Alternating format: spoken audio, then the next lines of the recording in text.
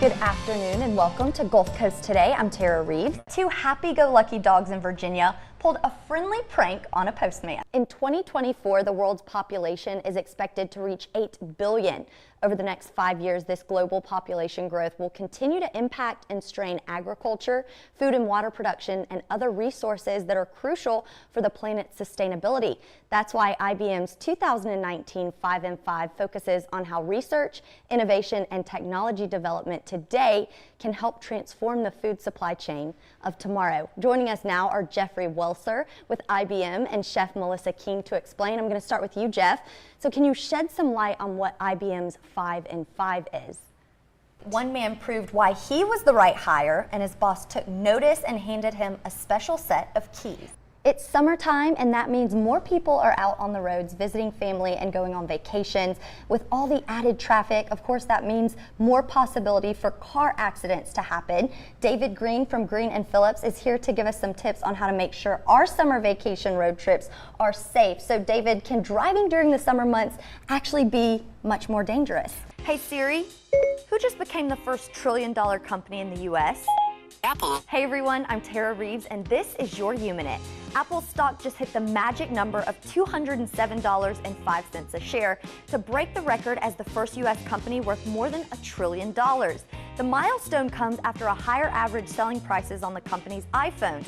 If you ask me, it's the cost to replace shattered screens and continually buying phone chargers that's keeping them in business. Kellen Moore said the AC in his car was making a weird sound, so he popped the hood to take a look. And this is exactly what he found, more than 50 pounds of pine cones. And Moore said that the pine cones expanded because of the heat from the engine. They do look really big, Tara. Yeah, my dogs do the same thing. I'll be cleaning up their different areas and I'll pick up a cushion and there's like 3 treats stashed underneath. It's cute though. Great Scott! The Arizona Department of Transportation says they're testing digital license plates. I see a lot of problems with this. But there are a lot of positives. Okay, right now my windshield has a crack in it from the rock. Could you imagine how many rocks hit the license plate, let alone fender benders, It would have to be wrecks? Well, and that brings up the how much are we talking? Yeah, that's true. I mean, true. it's one thing for tags, theft. Yes. And are those things going to be, too much moisture, right. whatnot? I mean, humidity. we all have, are they going to go bad and you're going to have expired tags when you don't? So, right. I mean, it seems really neat on the outside, seems futuristic, but I don't know about that. I'm good with the old-fashioned aluminum plates or whatever they're made out of. I will say one of our cameramen, Vanya, may appreciate it because recently his sticker where it tells you if your license plate is expired or not was taken off of his tag. So it appeared that his tag had not been renewed. And I'll tell you what, that's a problem. You know what you do? Take a razor blade and slice it in half. Enjoy great food from the Bluegill restaurant and fantastic music from local singer-songwriter Shelby Brown at this year's Buckaroo at the Blue event. Of course, funds raised will benefit the Buckaroo Foundation, which is a nonprofit organization that provides access to physical therapy for children and adults with special needs. And here today we are so fortunate to talk more about the event and of course the foundation. We have Lori Harold and Lynn Box. Ladies, thank you for coming in. Thank you for having us. And so of course this is really trying to help write a happy story with these children and adults who maybe struggle with different disabilities. So Lori, first let's talk about the Buckaroo Foundation because it is such an incredible nonprofit organization. Yeah, I mean what's special about the Buckaroo Foundation is we support the Buckaroo Barn. We talked to Allie last year. She's such a precious little girl. And Thank before you. we start talking about raising funds at Buckaroo at the Blue, we want to talk about where the money is going. And Lynn, you know, much like Lori, through personal experience, what the Buckaroo Barn has done for you and little Paisley here. So can you tell us about your personal testimony and experience through this? Of course, Paisley started about 1.5 years ago going to Buckaroo. We're so excited to be promoting Buckaroo at the Blue. Lori, tell us about some of the different things that we can get into because, of course, at Bluegill, we know we're going to get some great food. Yes. So your tickets are $60 a person or $90 a couple. Lori, Paisley, thank you for coming on. I'm urging everyone to participate on August 9th. Thanks again, ladies. Thank you. Did you know that Americans spend 95% of our time indoors and nearly half of that time is related to work? Well, a new initiative is looking to encourage Americans to spend more time outdoors during the workday and introduce the first of its kind Sideline outdoor collaborative workspace. Here to explain the benefits of spending time outdoors is Lee Stringer. And Lee, what's keeping us from enjoying the outdoors more? Coach Mass said that he believed they played hard the first couple of possessions. They had a few turnovers and then the air was out. He said the important thing this second half is to see how they react to adverse situations and to just not give up.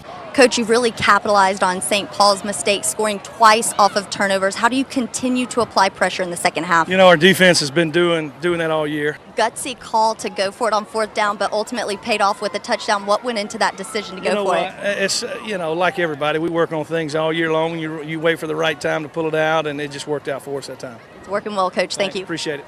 Let's go down to the sidelines and welcome in Terra. Good evening, Terra.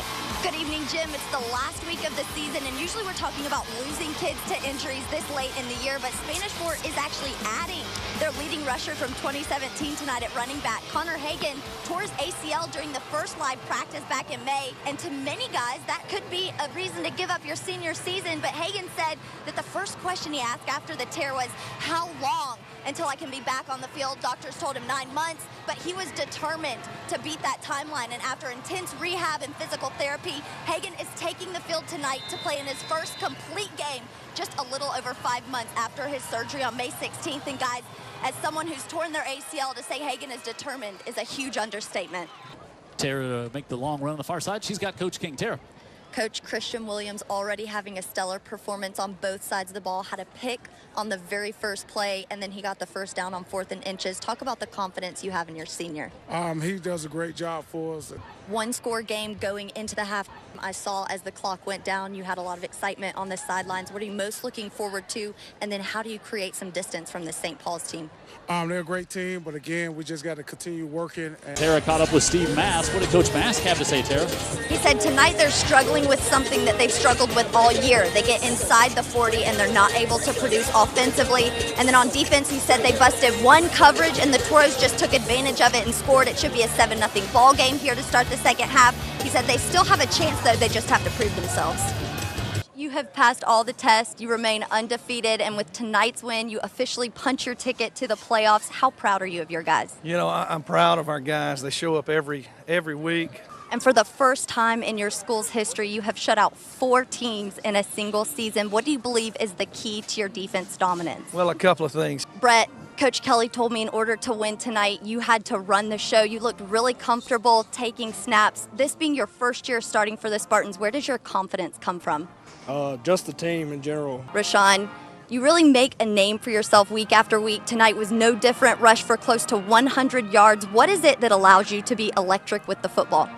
Just my brothers on offense. As you mentioned earlier, Region 1 is the most competitive region in 6A, and so far this season, Saraland has proven that not only can they compete at the highest level, but they're excelling. For the first time since the school's conception, the Spartans have shut out 3 teams, and 2 of those back-to-back. And offensively, they've scored an average of 6 times more than their opponents, and of course that's behind quarterback Brett Neesat. And I believe we're really going to see a test from this tough St. Paul's team tonight and see what Saraland is really made of. Well, if you want to win, you cannot turn the ball over. Coach Blackman said thankfully that early fumble did not cost them any points, but they have to come up with stops on 3rd and 4th down. Offensively, he's impressed. They just have to continue to move the ball here in the second half. Let's hear more about it from Victoria's Saints. Terra's down on the field. Terra. Jay, you were clicking on all cylinders tonight against a tough Daphne Trojans team. What allowed you to be successful? I think this team's really come together over the past week, and this week of practice has been great. I want to give all the glory to my Lord and Savior, Jesus Christ. Without him, none of this would have been possible. And I'm just so proud of this team right now. I couldn't be more excited. Congratulations. Thank you. And Jordan, tonight you passed the 1,000 rushing yards mark. What does it mean to accomplish something like that in your high school career? Well, I worked very hard for it, so I think I really deserve it, and I ran my butt off today. So, yeah. Congratulations, Jordan. And AJ, you guys have faced a lot of adversity this year competing in a new classification, but you guys are overcomers. How have you been able to be so victorious? This team came in this year with the mindset of overcoming adversity, so we come out every night fighting. Thank you, AJ. Coach, you have to be able to convert on big plays and big games. Break down that fake punt on your own 32 that really changed field position for you guys. Well, it's just something we saw all week long. Riley Leonard seeing his first start tonight, already had some big runs and completions. What has impressed you most from him so far? Just his poise there. Guys, nothing but positive energy coming out of that Baldwin County locker room. Coach McDaniel said offensively there were some things that they needed to capitalize on in the first half, but it's really imperative that they score on this opening drive. Then he said defensively he thinks that they made some adjustments that hopefully they'll be able to hold blunt here in the second. Coach, your defense was dominant tonight. Not only did they stop the Toros, but they really put your offense in a position to score. How did they do it? Earlier this week, you said you were looking for some people to step up and really take that leadership role over. Did you see anything tonight in terms of that leadership? Congratulations, Coach. Thank you. All right, we're going to step over to senior quarterback Sheldon. Sheldon, it's game one. First of all, congratulations. Now, usually game one, you're trying to learn, make adjustments. I didn't see many mistakes that you made tonight, but what did you take away from this game? And in your senior season, winning your first game at home, continuing that 26-game home winning streak. Put into words how you feel right now. Oh, it's amazing. Everyone's life has been touched by cancer in some way, and no one knows that quite like Spanish Fort athletic trainer Rob Milam. Rob's wife Jamie was diagnosed with cervical cancer in 2015, and UTV 44 had the opportunity to speak with the couple 3 years ago as they battled this horrible disease. Unfortunately, Jamie passed away just last week, but it's her strength, her positivity, and her ability to bring the entire community together that we will remember forever. Spanish Fort head coach Ben Blackman told me that Jamie exuded pure joy to those around her regardless of what she was going through, and said behind any good man is a great woman, and that's exactly who Jamie was for Rob. She supported him on and off the field. When speaking with Rob, he said, "Jamie has my heart, she has my soul, and tonight our UTV 44 crew honors a courageous woman."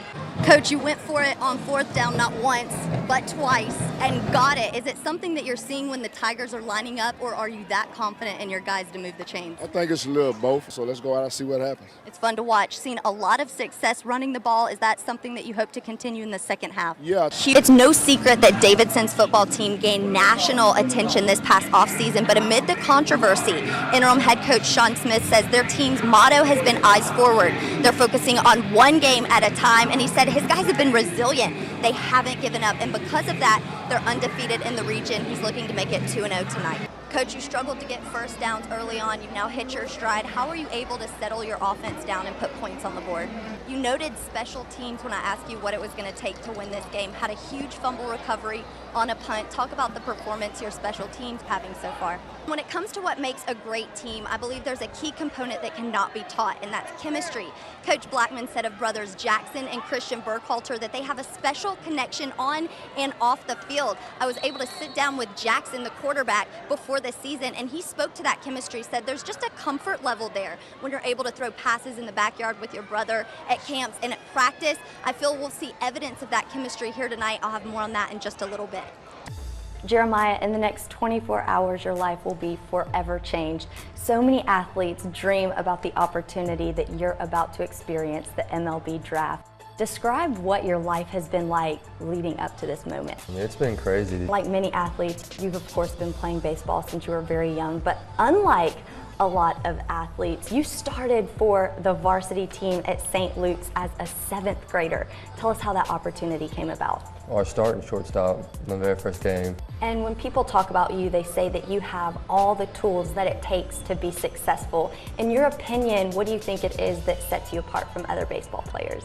No, I'm not really sure, but I just know that I trust my ability. I'm at Spanish Fort High School with Jackson Burkhalter, and Jackson, really welcome back to the Gulf Coast. You were gone for a while, but you transferred back this semester. So as potentially the starting quarterback next year for the Toros, leading a team that you aren't necessarily familiar with presents a whole new challenge. So what do you expect from yourself starting in the fall? Well, you know, it's really easy because we have a great, staff of coaches, and my teammates around me are great. So it makes it easy for me. All I got to do is just, go out there and play and have fun. And that's what it's all about. And then physically, you're very tall, about 6'5", so that's great on paper. But for you, you're actually extremely athletic too, which isn't always the case. What would you say is your biggest strength as an athlete? Well, you know, I would say my toughness and my desire to win and push through adversity. And then you have a unique situation in that your younger brother, Christian, also could play on the same team with you on varsity, maybe next year, potentially 2 years. So what does that mean to you to be able to have family playing together? Because not every family has the opportunity to do something like that. It means everything, you know. Before any of my other receivers, I've been throwing with Christian. I've been playing with him in the backyard forever. So, you know, it's definitely going to be fun. And then what are you most looking forward to next season, just being at Spanish Fort, because you are also a multi-sport athlete, playing not just football but basketball as well? Well, Lord willing, I'm looking forward to, you know, playing in late December and winning the ring.